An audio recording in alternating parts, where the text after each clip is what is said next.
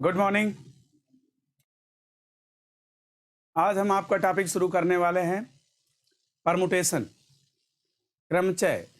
आज हम लोग पढ़ेंगे क्रमचय, परमुटेशन, कॉम्बिनेशन दोनों पढ़ेंगे, लेकिन पहले हम लोग परमुटेशन आज पढ़ते हैं। तो देखिए, परमुटेशन को पढ़ने से पहले, क्रमचय को पढ़ने से पहले इसका फंडामेंटल प्रिंसिपल आपको जानना जरूरी होगा, क्योंकि 0 से लेकर 9 तक 10 डिजिट आपके पास होते हैं और अल्फ़ाबेट लेटर 26 होते हैं। इनसे तमाम क्वेश्चन बनते हैं और इन क्वेश्चन को समझने के लिए सबसे पहले आज जरूरी है कि इसका फंडामेंटल प्रिंसिपल हम जानें। तो फंडामेंटल प्रिंसिपल की बात करते हैं।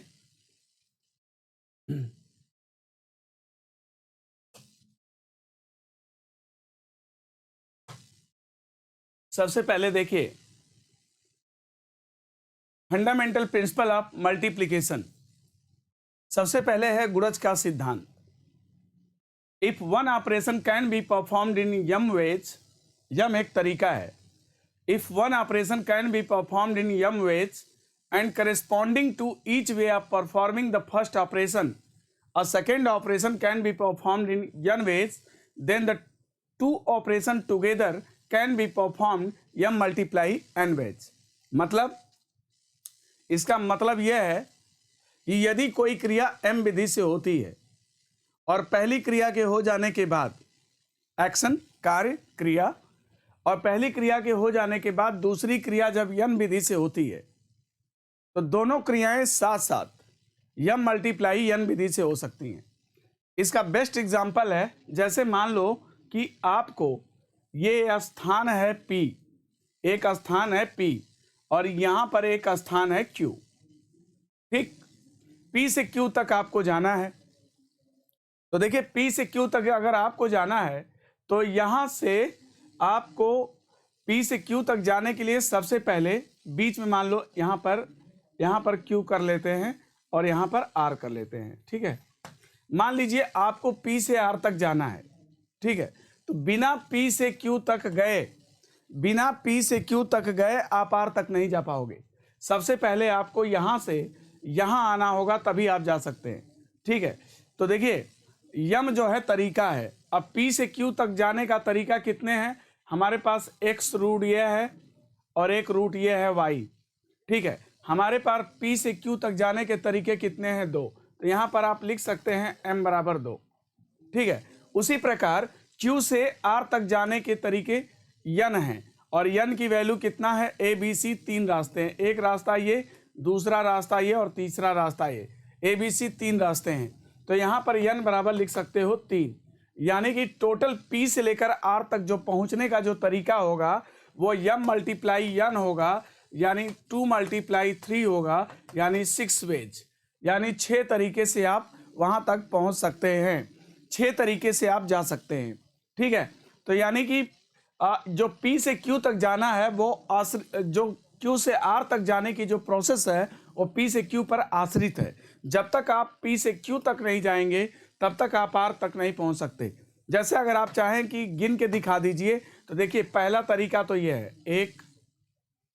ठीक, और देखिए दूसरा तरीका ये है दूसरा, और देखिए तीसरा तरीका ये है। ठीक है, तीसरा तरीका देखिए ये है। तो 3 तरीका तो ऐसे हो गया। अब वही चीज यहां से चलेंगे, वहां से कर लेंगे। चौथा तरीका देखिए ये हो गया। ठीक है, अब 5वां तरीका देखिए ये है, ये हो गया, और 6वां तरीका देखिए ये हो गया। यानी कुल मिला के हम 6 वेज, 6 तरीके से वहां पर पहुंच सकते हैं। यह है गुणज का सिद्धांत। इसको और भी क्लियर करने के लिए हम आगे बढ़ते हैं। जैसे कि आप ये देख सकते हो, ये कि यहां पर ये एग्जाम्पल लेते हैं, आप देख सकते हैं, यहां पे आपको समझाते हैं। देखिए, a student has to select a letter from vowel and another letter from consonant. A student has to select a letter from vowel and another letter from consonant. How many ways can he make this selection? वह कुल कितनी तरह से चयन कर सकता है? एक विद्यार्थी एक अक्षर जो है वावेल से चुनता है और एक अक्षर जो है कॉन्सोनेंट से चुनता है। तो वो कुल कितनी तरह से चुन सकता है। तो देखिए, पहली क्रिया होने के बाद दूसरी क्रिया हो रही है, वावेल सेलेक्ट होने के बाद ही कॉन्सोनेंट सेलेक्ट करना है, ठीक है। तो दोनों साथ साथ कुल कितनी तरीके से कर सकता है। तो देखिए, वावेल कितने होते हैं, ए ई आई ओ यू, ये आपके 5 वावेल है, ठीक। और कॉन्सोनेंट कितने होते हैं, आपके कॉन्सोनेंट होते हैं इसमें, जो कॉन्सोनेंट होते हैं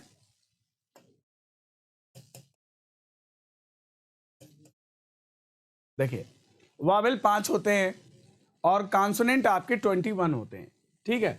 5 वावेल हैं और कॉन्सोनेंट जो है बी से लेकर जेड तक जो जितने भी कॉन्सोनेंट गिनोगे तो 21 हो जाएंगे। टोटल लेटर होता है 26। टोटल लेटर कितना होता है 26, जिसमें से 5 वावेल हैं तो 21 कॉन्सोनेंट हो जाएंगे, ठीक है। तो वावेल अगर चुनता है तो वावेल कहाँ से चुनेगा, वावेल तो वावेल में से चुनेगा। तो 5 वावेल हैं, कितने तरीके से चुन सकता है, 5 तरीके से चुन सकता है। तो वावेल चुनने के तरीके हो गए 5, ठीक है। और अब देखिए यहाँ पर और शब्द है, जब दो क्रिया के बीच में, दो एक्शन के बीच में एंड शब्द का इस्तेमाल करते हैं तो वहाँ पर मतलब होता है कि वहाँ मल्टीप्लिकेशन की थ्योरी अप्लाई होगी। जैसे 5 तरीके से वावेल चुन सकता है और कॉन्सोनेंट कितने तरीके से चुन सकता है, 21 तरीके से, ठीक है। और शब्द जो है ये बताता है कि यहाँ मल्टीप्लाई है, यानी कि यहाँ पर मल्टीप्लाई करना पड़ेगा। तो ये हो जाएगा कितना, 105, यानी टोटल कितने तरीके से चुन सकता है, 105 तरीके से चुन सकता है। वावेल जो है 5 तरीके से चुन सकता है, कॉन्सोनेंट जो है 21 तरीके से चुन सकता है, बीच में जो कनेक्टिंग वर्ड है वो है and. It implies that multiplication, ये बताता है कि यहाँ पर गुणा करना है, तो यहाँ पर आ जाएगा 105, ठीक है। जैसे इसका एक एग्जाम्पल समझाते हैं आपको। जैसे कि ये बीच में एक लड़का खड़ा हुआ है, ये क्या है, बीच में एक लड़का है, ठीक। ये देखिए बीच में क्या है, एक लड़का है, ठीक। और यहाँ इधर से निकलने के मान लो 3 रास्ते हैं, ठीक है। एक रास्ता ये हो गया, दूसरा ये हो गया, तीसरा एक और हो गया। 3 रास्ते इधर जाने के हैं और इधर से जाने के 2 रास्ते हैं, ठीक है। अब देखो, तो ये चीज तो हम लोगों ने क्लियर कर लिया है। अब ये दूसरा सिद्धांत है, फंडामेंटल प्रिंसिपल ऑफ एडिशन, है ना। तो देखिए, आपको गुणज का सिद्धांत समझ में आ गया कि जब कोई भी एक्शन होता है, मान लो यम तरीके से होता है और दूसरा कार्य जो है एन तरीके से होता है, लेकिन दूसरा वाला कार्य पहले पर पूरी तरह से आश्रित है ना। जब पहला हो जाएगा तभी दूसरा हो सकता है, ठीक है। If one operation can be performed in m ways and corresponding to each way of performing the first operation, a second operation can be performed in n ways, then 2 operation together can be performed m multiply n ways, जिसका example अभी आपने देखा। Wavell चुनने के बाद ही हम consonant चुन रहे हैं, तो ये क्रिया होने के बाद ये क्रिया हो रही है, यानी टोटल क्रिया 105 तरीके से हो सकती है। दूसरा है fundamental principle of addition. If there are 2 operation such that they can be performed, if there are 2 operation, यदि 2 क्रियाएं such that they can be performed in m ways and n ways respectively, then either of the 2 operation can be performed m plus n ways। मतलब यदि एक क्रिया m विधि से होती है और दूसरी क्रिया n विधि से होती है इंडिपेंडेंटली, यहां पर दोनों क्रियाएं स्वतंत्र हैं, कोई किसी पर आश्रित नहीं है। एक क्रिया m विधि से होती है और दूसरी क्रिया n विधि से होती है, और दोनों क्रियाएं अगर स्वतंत्र हैं, आश्रित नहीं है एक दूसरे पर, ठीक है, तो उन दोनों में से कोई भी एक क्रिया आइदर और की कंडीशन है, आइदर और इंप्लाइज दैट एडिशन, है ना। तो आइदर और की कंडीशन है, तो दोनों में से कोई भी एक क्रिया m प्लस n विधि से हो सकती है। If there are 2 operation such that they can be performed independently in m ways and n ways respectively, then either of the 2 operation can be performed m plus n ways, ठीक। जैसे मान लो कमरे में एक लड़का है, एक तरफ से जाने के उसके 2 रास्ते हैं, दूसरी तरफ जाने के 3 रास्ते हैं, तो m बराबर लिख लिया 2। इधर से निकलता है तो इसके पास 2 रास्ते हैं, और अगर इधर से निकलता है तो इसके पास 3 रास्ते हैं, है ना। तो दोनों क्रियाएं स्वतंत्र हैं, इधर निकलता है m बराबर 2 और n बराबर 3 है, मतलब इधर से जाने के 3 रास्ते हैं। तो वो कमरे से कुल कितनी तरह से बाहर निकल सकता है। तो देखिए, या तो वो इधर से निकलेगा, या तो वो वेस्ट निकलेगा, या तो ईस्ट निकलेगा। ईस्ट वेस्ट दोनों एक साइड से नहीं निकल सकता है। तो यहाँ पर यम प्लस यन वेज हो जाएगा, यम प्लस यन वेज, यम प्लस यन वेज, यानी कि उन दोनों में से कोई भी एक क्रिया जो घटेगी यम प्लस यन वेज, यानी कि यहाँ पर 3 2 5 तरीके से, कुल कितने तरीके से बाहर निकल सकता है, 5 तरीके से। इसको और भी क्लियर करने के लिए एक एग्जाम्पल और लेते हैं। आइए एक एग्जाम्पल और लेते हैं। यहाँ पर ये एग्जाम्पल आप देख सकते हैं, उससे इससे ये बात आपकी और भी क्लियर हो जाएगी। आइए दिखाते हैं आपको।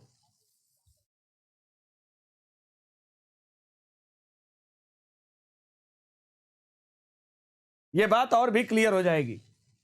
A student has to select a letter either from vowel or from consonant. In how many ways can he make this selection? एक विद्यार्थी जो है या तो एक वावेल चुनता है और या तो एक कॉन्सोनेंट चुनता है। तो कुल कितनी तरह से चुन सकता है। यहाँ पर कंडीशन आइदर और की है। आइदर और इम्प्लाइज दैट एडिशन। देखो, एक विद्यार्थी 5 वावेल होता है तो वावेल 5 तरीके से चुन सकता है, और 21 कॉन्सोनेंट होते हैं तो 21 कॉन्सोनेंट 21 तरीके से चुने जा सकते हैं। लेकिन इन दोनों में से कोई एक क्रिया हो, पहली हो तो दूसरी नहीं, दूसरी हो तो पहली नहीं। तो आइदर और की कंडीशन, ये आर जो है ये इम्प्लाइज दैट एडिशन, ये एडिशन को बताता है। तो यानी यहाँ पर प्लस हो जाएगा, यानी इसका आंसर आ जाएगा 26, आंसर आ जाएगा 26। तो इस प्रकार fundamental principle of multiplication and addition, ये दोनों अभी हमने आपको क्लियर किया। अब इसके बाद आगे बढ़ते हैं, ठीक है। तो अभी हम लोग पहले प्रिंसिपल ही पढ़ेंगे, इसके बाद परमुटेशन पे आएंगे। तो सबसे पहले प्रिंसिपल की ही बात कर रहे हैं, तो आइए आगे बढ़ते हैं।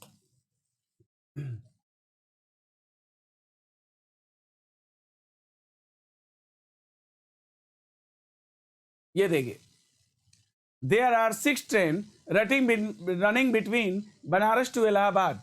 इन how many ways can a man go from Banaras to Allahabad and return by different train? Return by different train. सुनिए, एक व्यक्ति कह रहा है कि बनारस से इलाहाबाद के बीच में 6 ट्रेनें चलती हैं।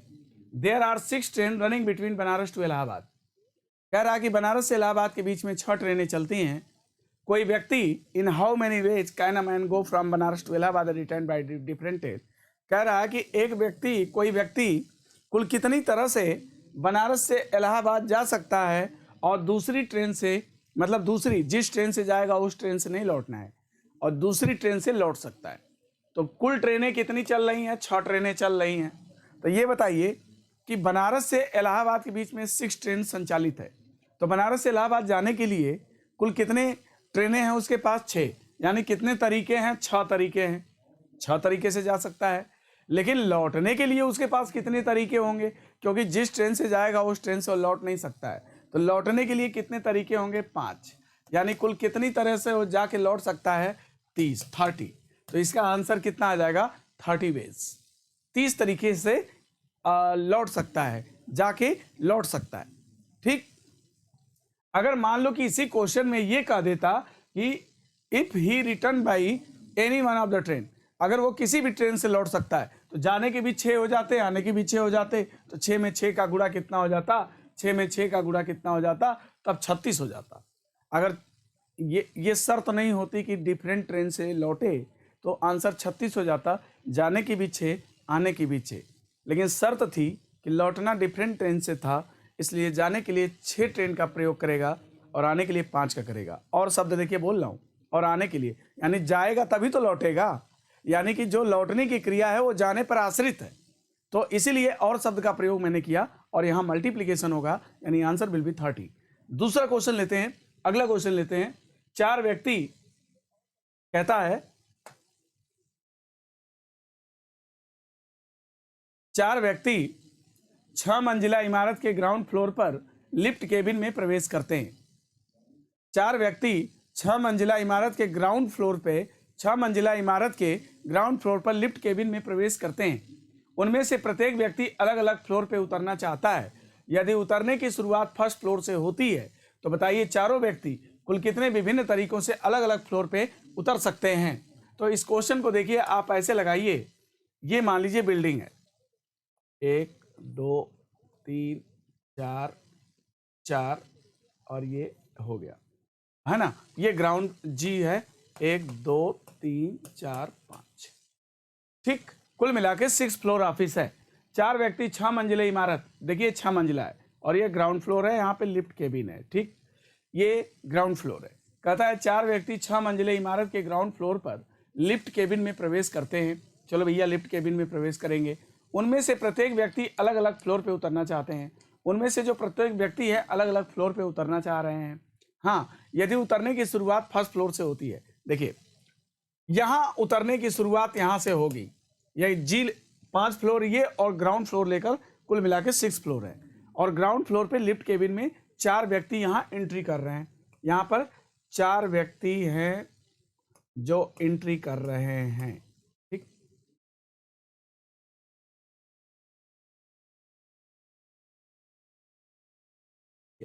चार व्यक्ति हैं जो इस लिफ्ट केबिन में प्रवेश कर रहे हैं और हर व्यक्ति अलग अलग फ्लोर पे उतरना चाहता है। ठीक है, तो कुल कितनी तरह से उतर सकता है? और उतरने की शुरुआत फर्स्ट फ्लोर से होगी। लिफ्ट चलेगी, फर्स्ट फ्लोर से उतरना चालू होगा। ठीक है, तो ये बताओ, किसी भी एक व्यक्ति को इनमें से ले लो, बताओ इसके लिए उतरने के कुल कितने ऑप्शन होंगे? इन 5 फ्लोर में से कहीं भी उतर सकता है, यानी उसके पास 5 ऑप्शन होंगे। मान लो कि वो पहले ही फ्लोर पे उतर गया, पहले ही फ्लोर पे उतर गया, तो दूसरे व्यक्ति के लिए बताओ कितने ऑप्शन होंगे? 4। ठीक, मान लो ये दूसरा व्यक्ति चौथे फ्लोर पे जाके उतरा, तो तीसरे व्यक्ति के लिए कितने ऑप्शन होंगे? 3। मान लो यहाँ पे जाके उतर गया, अब चौथे व्यक्ति के लिए कितने ऑप्शन होंगे? 2 ऑप्शन होंगे, कहीं भी उतर सकता है, 2। यानी पहला व्यक्ति उतर गया और दूसरा व्यक्ति उतर गया और तीसरा व्यक्ति उतर गया और चौथा व्यक्ति उतर गया। तो देखिए, जिस फ्लोर पे एक व्यक्ति कोई उतरेगा ना, उस फ्लोर पे दूसरा व्यक्ति नहीं उतरेगा। ठीक है, तो यहाँ पर 5 चौके 20, 3 60 दूना 120, यानी कुल कितने तरीके हो जाएंगे? 120 तरीके हो जाएंगे। 120 तरीके से वो उतर सकता है, राइट, 120। तो अगला क्वेश्चन है, इसी में दूसरा पार्ट दिया है, यदि चारों व्यक्ति किसी भी फ्लोर पे उतर सकते हैं। हाँ, यदि चारों व्यक्ति किसी भी फ्लोर पे उतर सकते हैं, तो पहले के लिए भी भैया 5 ऑप्शन, दूसरे के लिए भी 5 ऑप्शन, तीसरे के लिए भी 5 ऑप्शन, चौथे के लिए भी 5 ऑप्शन, तब सबके लिए 5-5 ऑप्शन हो जाएंगे। तो 5 5 25, 5 125, 5 625, यानी इसका आंसर कितना आ जाएगा? 625, राइट। तो ओके, आइए अब अगला सवाल देखते हैं। अभी हम लोग कॉन्सेप्ट पढ़ रहे हैं, अभी परमुटेशन मैंने शुरू नहीं किया है। अभी हम आपको कॉन्सेप्ट क्लियर करेंगे, इसके बाद ही परमुटेशन शुरू करेंगे। ठीक है, तो आइए अगला क्वेश्चन देखते हैं।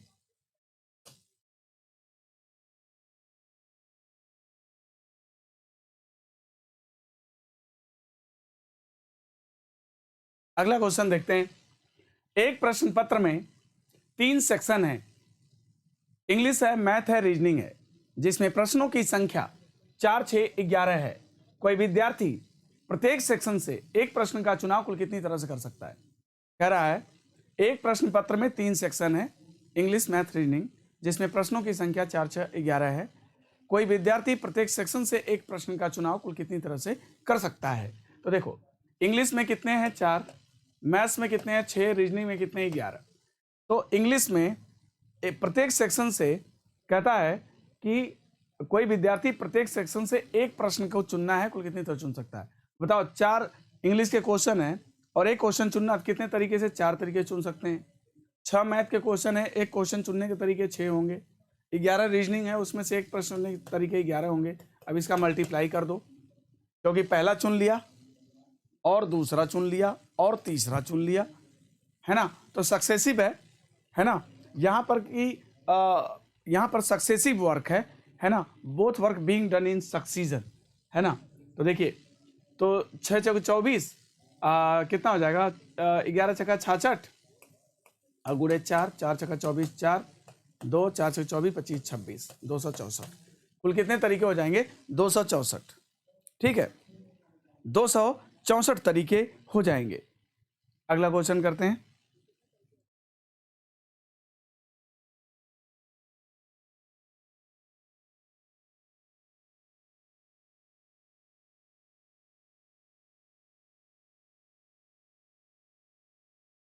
एक तिरंगे झंडे का निर्माण, कहता है एक तिरंगे झंडे का निर्माण 3 अलग अलग रंग की क्षैतिज पट्टियों से किया जाना है।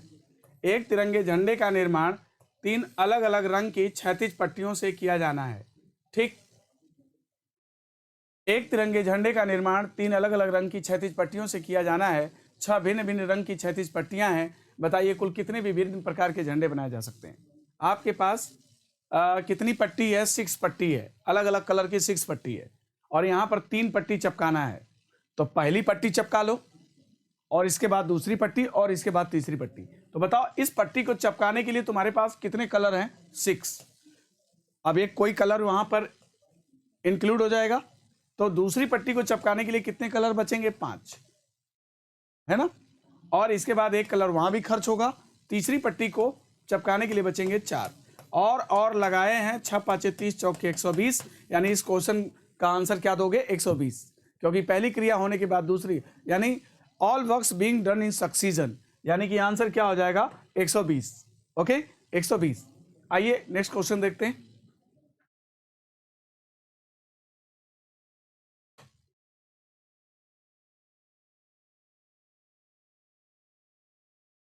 अगला क्वेश्चन है, 8 सदस्यों की समिति से एक चेयरमैन और एक उप चेयरमैन का चुनाव कुल कितनी तरह से किया जा सकता है? एक चेयरमैन और एक उप चेयरमैन का चुनाव कुल कितनी तरह से? टोटल सदस्य कितने हैं, है ना। और कहता है जबकि सभी सदस्य समान रूप से योग्य हैं, मतलब 8 सदस्य जो है चेयरमैन भी बन सकते हैं, और 8 सदस्य जो है उप चेयरमैन भी बन सकते हैं। एक समिति में कुल 8 सदस्य हैं, एक चेयरमैन चुनना है, एक उप चेयरमैन चुनना है। पहले चेयरमैन चुन लो और फिर उप चेयरमैन चुन लो। तो 8 सदस्य हैं और 8 इक्वली एलिजिबल है। तो बताओ पहले चेयरमैन चुनते हैं, हमारे पास तरीका कितना होगा? 8। कितने तरीके होंगे? 8। अब 8 में से कोई ना कोई एक चेयरमैन चुन लिया गया। अब 7 लोग बचेंगे, 7 उप चेयरमैन के लिए इक्वली एलिजिबल है। तो उप चेयरमैन बनने के कितने होंगे? 7। तो पहली क्रिया होने के बाद दूसरी क्रिया हो रही है, यानी both works being done in succession, यानी कि 8 7 56, यानी आंसर इसका कितना हो जाएगा? 56। आंसर 56। अगला क्वेश्चन देखते हैं, क्वेश्चन नंबर 8। क्वेश्चन नंबर 8 कह रहा, इन how many ways can 5 prizes given away to 7 boys when each boy is eligible for all the prize? कहता है इन how many veg 5 prizes be given away, 5 prizes be given away to 7 boys when each boy is eligible for all the prize. In how many वे कह रहा है कि 5 पुरस्कारों को 7 विद्यार्थियों में कुल कितनी तरह से बांटा जा सकता है यदि प्रत्येक विद्यार्थी सभी पुरस्कार पाने के योग्य है। इसका कहने का मतलब यह है, इन how many veg 5 prizes be given away, given away to 7 boys when each boy eligible for all the prize.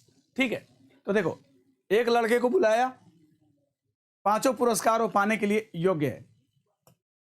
ठीक, दूसरा लड़का बुलाओगे, दूसरे को बुलाओगे, वो भी, यानी सॉरी, यहां पे क्या करना है, यहां पर आप क्या बांट रहे हैं, यहां पर आप बांट क्या रहे हैं, पहले ये समझिए, क्वेश्चन को समझिए। यहां पर आप क्या बांट रहे हैं? लड़का बांट रहे हैं कि पुरस्कार बांट रहे हैं? पुरस्कार बांट रहे हैं। ठीक, आप क्या बांट रहे हैं? पुरस्कार। आप क्या बांट रहे हैं? पुरस्कार बांट रहे हैं। ठीक है, तो एक पुरस्कार उठा लिया टेबल से, यहां 5 पुरस्कार रखा हुआ है। ठीक है, और 7 बॉयज हैं, एक पुरस्कार मैंने उठा लिया, और बताइए हम कितनी तरह से लड़कों को बुला सकते हैं, जबकि सभी लड़का आने के लायक है, सभी लड़का आ सकता है उस पुरस्कार के लिए। एक पुरस्कार को हम कितनी तरह से बांट सकते हैं? 7 तरीके से। और अब दूसरा पुरस्कार उठाया, कुल कितनी तरह से बांट सकते हैं? 7 तरीके से। और तीसरा पुरस्कार उठाया, कितनी तरह से बांट सकते हैं? 7 तरीके से। और चौथा पुरस्कार उठाया, कुल कितनी तरह से बांट सकते हैं? 7 तरीके से। और 5वां पुरस्कार उठाया, कुल कितनी तरीके से बांट सकते हैं? 7 तरीके से। अतः आप कह सकते हो कि 5 पुरस्कारों को 7 विद्यार्थियों कुल कितनी तरह से? 7 to the 5। कितना आ जाएगा? 7 to the 5। इसका आंसर कितना आएगा? 7 to the 5, है ना। तो 5 पुरस्कारों को 7 विद्यार्थियों में इस तरह से आप बांट सकते हो। ओके, अगला क्वेश्चन देखते हैं। 7 to 5 मल्टीप्लीकेशन तो आप कर ही लेंगे, है ना। देखिए इतना याद रखिएगा कि यहाँ पुरस्कार बांटा जा रहा है, लड़का नहीं बांटा जा रहा है। तो 100 पुरस्कार उठाया, कितने तरह से बांट सकते हैं? 7 तरीके से। दूसरा पुरस्कार 7 तरीके से। ओके, तो यहाँ पर बहुत छोटी छोटी, बहुत it is a most logical phenomena of mathematics. Okay, यहाँ पर थोड़ी थोड़ी बातों का ध्यान रखना पड़ेगा, थोड़ी सी लैंग्वेज चेंज नहीं होगी कि पूरे क्वेश्चन का मॉडल बदल जाएगा, है ना। तो आइए दूसरा देखते हैं, अगला क्वेश्चन देखते हैं 9।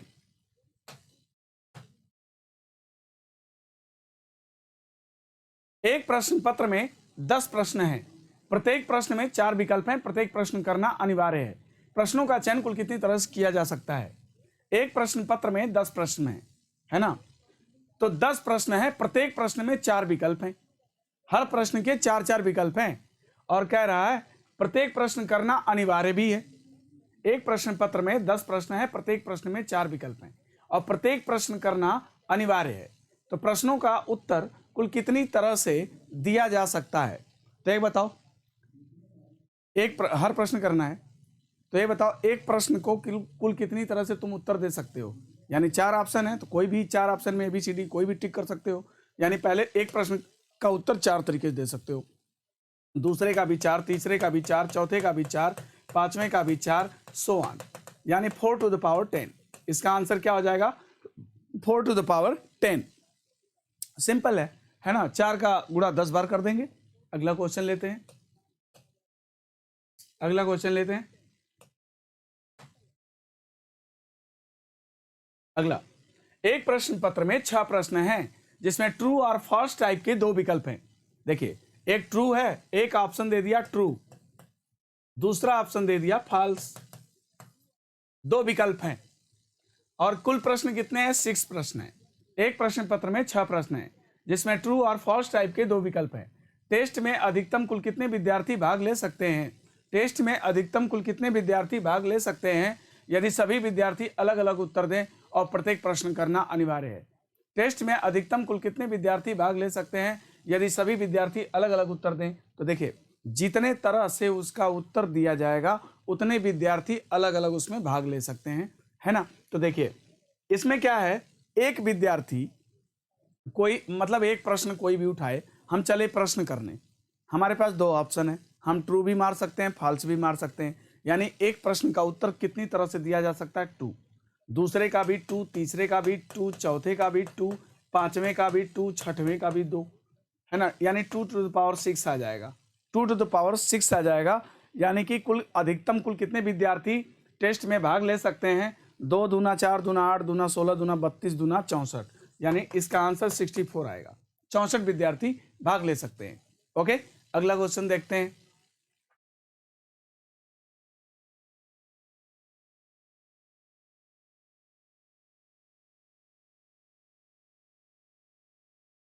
एक प्रश्न पत्र में 2 सेक्शन हैं, एक प्रश्न पत्र में 2 सेक्शन हैं। पहले सेक्शन में 5 प्रश्न है, चलो कोई बात नहीं, और दूसरे सेक्शन में कितना है?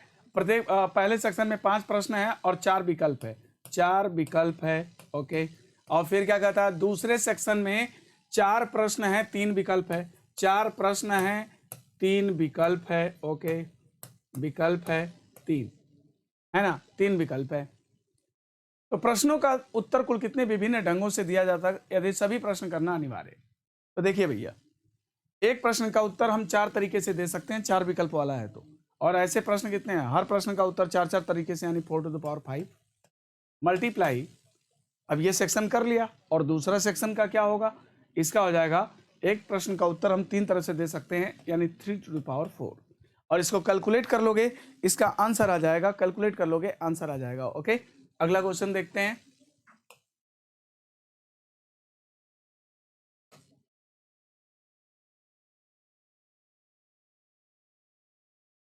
अगला question, how many 3 letter words can be form use only consonant but use only once? कहता है 3 अक्षर वाले ऐसे कुल कितने शब्द बनाए जा सकते हैं केवल कॉन्सोनेंट का प्रयोग करते हुए, और वो भी केवल एक बार करते हुए? How many 3 letter word can be formed use only consonant but use only once? तो देखिए, यहाँ पर 3 लेटर वर्ड हमें बनाना है, 3 लेटर वर्ड बनाना है, ठीक है। कॉन्सोनेंट, केवल कॉन्सोनेंट का प्रयोग करना है, और वो भी केवल एक बार करना है। जो कॉन्सोनेंट का प्रयोग आप कर लेंगे दोबारा नहीं कर सकते हैं, क्योंकि use only consonant but use only once. तो बताओ इस खाने को भरने के लिए तुम्हारे पास टोटल विकल्प कितने हैं? 21। अब कोई ना कोई एक कॉन्सोनेंट तुम्हारा यहाँ पर होल्ड हो जाएगा। फिर इसके बाद इसको भरने के लिए तुम्हारे पास ऑप्शन होंगे 20, फिर इसको भरने के लिए तुम्हारे पास ऑप्शन होंगे 19। तो ये क्रिया होने के बाद यानी 3 works being done in succession, यानी कि यहाँ पर क्या हो जाएगा? मल्टीप्लाई। और इसमें आप मल्टीप्लाई कर दोगे तो 7980 आ जाएगा, 7980 ये इसका आंसर हो जाएगा। ओके, आप गुणा तो कर ही लेंगे ना, गुणा कर लेंगे आंसर आ जाएगा। ठीक है भाई, चलो अगला क्वेश्चन देखते हैं। How many 4 digit number can be formed with the digit 3579? 3579। How many 4 digit number can be formed 3579? हमें कितने अंकों वाली संख्या बनानी है? 4 अंकों वाली। कितने अंकों वाली? 4 अंकों वाली। और किनका प्रयोग करना है? 3, 5, 7, 9 इनका प्रयोग करते हुए using these number how many 4 digit number can be formed, है ना? तुम्हें 4 अंकों वाली ऐसी कुल कितनी संख्याएं बना सकते हो, इनका प्रयोग करते हुए बनाना है। तो बताओ इसको कुल तुम कितनी तरह से भर सकते हो? 4 तरीके से। देखिए भैया यहाँ पर कोई शर्त वर्त नहीं है कि कितने अंक वाला, ये भी बता दिया कि 4 अंक का ही बनाना है, और ये भी नहीं बताया कि रिपीटेशंस आर नॉट अलाउड, ऐसा नहीं बोला है। पुनरावृत्ति संभव नहीं है, ऐसा नहीं बोला है। इसका मतलब कि पुनरावृत्ति कर सकते हो। तो इसको भी 4 तरीके से, इसको भी 4 तरीके से, इसको भी 4 तरीके से, इसको भी 4 तरीके से भर सकते हो। कोई शर्त वर्त नहीं है, यानी 4 टू द पावर 4 ये तुम्हारा आंसर आ जाएगा। 4 टू द पावर 4 यानी इसका आंसर बन जाएगा तुम्हारा 256। कितना बन जाएगा? 256। नेक्स्ट क्वेश्चन करते हैं अगला।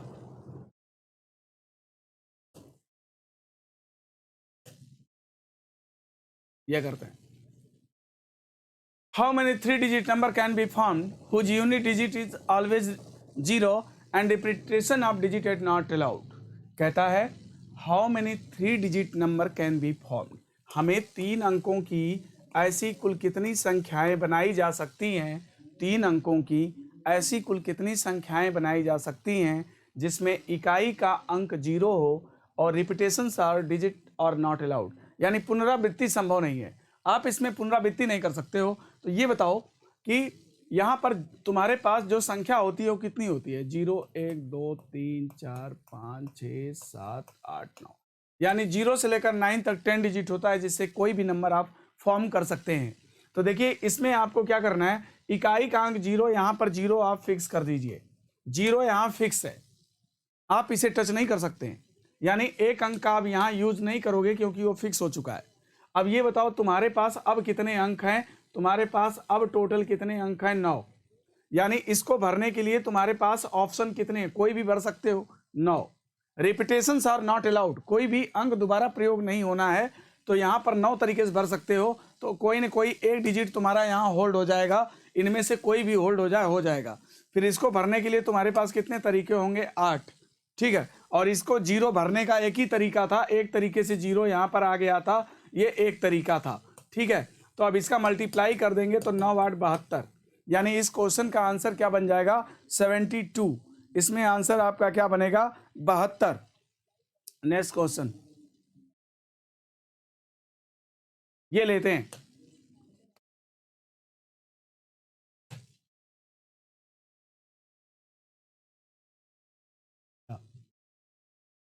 How many number can be formed with the digit 2 4 6 8 without repetition?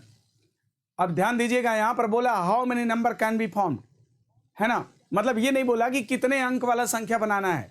और यूजिंग दीज नंबर्स, कौन कौन से नंबर हैं? 2 है, 4 है, 6 है, 8 है। How many number can be formed with the digit 2 4 6 8 without repetition? Repetitions are not allowed, पुनरावृत्ति नहीं करना है, मगर ये नहीं बताया कि कितने अंक वाली संख्या बनानी है। और भाई जितने अंकों का आप प्रयोग कर रहे हो, अब पुनरावृत्ति नहीं कर सकते हो, तो याद रखो कि अधिकतम तुम इनसे ज्यादा 4 अंकों से ज्यादा संख्या नहीं बना सकते हो, क्योंकि 4 अंक से ज्यादा अगर संख्या बनाओगे तो इन अंकों का प्रयोग करना पड़ जाएगा दोबारा, तो रिपीटेशन हो जाएगा, जबकि बोला है रिपीटेशंस आर नॉट अलाउड। तो देखो, या तो तुम एक अंक वाली संख्या बना सकते हो, और या तो तुम 2 अंक वाली संख्या बना सकते हो, और या तो तुम 3 अंक वाली संख्या बना सकते हो, और या तो तुम 4 अंक वाली संख्या बना सकते हो। अभी तक जितना भी क्वेश्चन हमने आपको बताया, जितना भी क्वेश्चन अभी मैंने आपको बताया, वो मल्टीप्लिकेशन के थियरी पर काम कर रहा था। अब ये क्वेश्चन में आप समझ सकते हो, मैंने बताया जहां पर आइदर और की कंडीशन बनती है वहां पर रूल ऑफ एडिशन अप्लाई होता है। तो इसमें आपको रूल ऑफ एडिशन और मल्टीप्लिकेशन दोनों समझ में आएगा। देखिए, जब सेम इवेंट होता है, कभी भी जब सेम इवेंट होता है तो उसमें मल्टीप्लाई होता है, और कभी भी जब डिफरेंट इवेंट होता है तो उसमें फिर एडिशन हो जाता है। देखिए, तो आपके पास अंक कितने हैं भैया? आपके पास अंक हैं कितने? 4। तो बताओ, इसमें अगर एक ही अंक वाली संख्या बनाओगे, 4 अंक तुम्हारे पास हैं, पुनरावृत्ति नहीं करना है, तो इसको तुम कितने तरीके से भर सकते हो? 4 तरीके से। अब इसको बताते हैं, इस 4 अंक हैं तुम्हारे पास, इसको भरने के लिए तुम्हारे पास कितने अंक हैं? इसको भरने के लिए तुम्हारे पास कितने अंक हैं?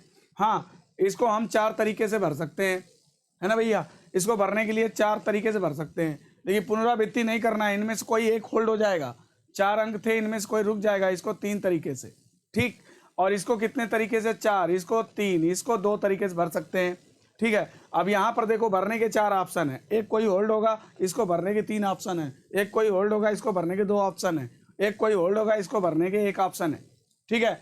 तो अब आप देखिए, इसको जो है हम और इसको भरने के 4 अंक थे, तो 4 अंक 4 तरीके से भर सकते थे, ठीक है। तो भैया ये नहीं बताया कि कितने अंक वाली संख्या बनाना है और इन अंकों का प्रयोग करके बनाना था, और ये नहीं बताया कि कितने अंक वाली संख्या बनाना है, ठीक है। तो संख्या या तो 1 अंक वाली होगी, या तो 2 अंक वाली होगी, या तो 3 अंक वाली होगी, या तो 4 अंक वाली होगी। 4 अंक से ज़्यादा नहीं बना सकते हो। क्यों नहीं बना सकते? क्योंकि तुम्हारे पास 4 ही अंक है, और 5 अंक की बनाओगे तो इनमें से अंक रिपीट हो जाएगा, यानी कि हमारा क्वेश्चन के अगेंस्ट चले जाओगे, यानी रिपीटेशंस आर नॉट अलाउड। 4 तरीके से इसको भरा, या तो 1 अंक, या तो 2 अंक, या तो 3 अंक, या तो 4 अंक। तो देखिए, यहाँ पर देखिए मल्टीप्लाई लगेगा, क्योंकि ये सेम इवेंट है। यहाँ मल्टीप्लाई लगेगा, सेम इवेंट है। लेकिन जहाँ पर डिफरेंट इवेंट होता है वहाँ एडिशन हो जाता है, ठीक है। तो इसको हम ये क्रिया, अगर हम 1 अंक की संख्या बनाएंगे तो 4 तरीके से बना सकते हैं, अगर 2 अंक की संख्या बनाएंगे तो 12 तरीके से बना सकते हैं, अगर 3 अंक की संख्या बनाएंगे तो 4 3 12 दूना 24 तरीके से बना सकते हैं, और 4 अंक की संख्या बनाएंगे तो 4 3 12 दूना 24 तरीके से बना सकते हैं। तो या तो ये, या तो ये, या तो ये, या तो ये। तो जहाँ पर आइदर और की कंडीशन होगा वहाँ पे एडिशन अप्लाई हो जाएगा, और यहाँ पर आप जोड़ देंगे तो 24 24 48, 24 24 48, 48 और 12 कितना हो जाएगा? 60, और 60 और 4 कितना हो जाएगा? 64। यानी कि देखिए, जहाँ आर आर होता है वहाँ प्लस होता है, रूल ऑफ एडिशन, और जहाँ सेम इवेंट होता है वहाँ मल्टीप्लाई, है ना। तो यहाँ पर इस क्वेश्चन में आपको रूल ऑफ मल्टीप्लिकेशन है, रूल ऑफ एडिशन दोनों मैंने एक साथ दिखा दिया है। सेम इवेंट में गुणा करेंगे, डिफरेंट इवेंट में प्लस करेंगे, एडिशन करेंगे। तो अब इसका आंसर कितना बन जाएगा? यहाँ पर जोड़ लेंगे 4 धन 12 और धन 24 और धन 24, तो कितना हो जाएगा? 24 24 48 12 60 4 64, यानी देयर विल बी 64। यानी कुल कितनी संख्याएं बनाई जा सकती हैं? 64 बनाई जा सकती हैं। ओके, तो आज मैंने आपको परमुटेशन शुरू करने से पहले, परमुटेशन कॉम्बिनेशन प्रोबेबिलिटी को शुरू करने से पहले, सबसे पहले मैंने आपको मैंने फंडामेंटल प्रिंसिपल आपको समझाया है कि लोग यही नहीं समझ पाते, परमुटेशन को करते समय यही नहीं समझ पाते हैं कि कहाँ पे गुणा करना है, कहाँ पे जोड़ना है। ये पूरी किताब पढ़ डालेंगे, लेकिन ये बात उनको क्लियर नहीं हो पाती। तो अभी मैंने आपको फंडामेंटल बातें सिखाई है, ये बताने की कोशिश किया है कि कहाँ पर एडिशन होता है, कहाँ पे मल्टीप्लिकेशन होता है। अब नेक्स्ट सेशन में परमुटेशन स्टार्ट करेंगे। Okay, thank you.